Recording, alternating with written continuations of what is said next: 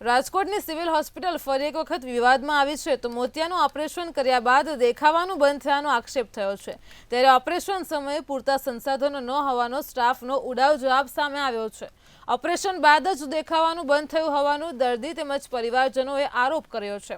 તો ડોક્ટર દ્વારા દર્દીના પરિવારજનને 25,000 રૂપિયા જેટલી ઓફર પણ કરવામાં આવી છે। અહીં દર્દીને ઓપરેશન માટે અમદાવાદ મોકલવાની વાત કરતા જ આ સમગ્ર મામલો ગરમાયો છે।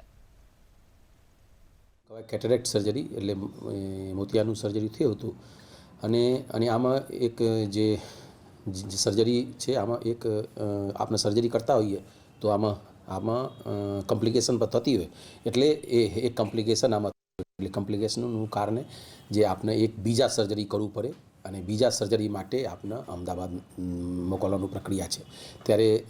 ત્યારે સગા સાથે થોડું ઓલા માથાકૂટ થયું પણ અત્યારે એવી રીતે છે કે જે કોઈ પણ ઓપરેશન કરીએ આમાં અમુક કોમ્પ્લિકેશન હોય જ, રિયર હોય પણ હોય જ।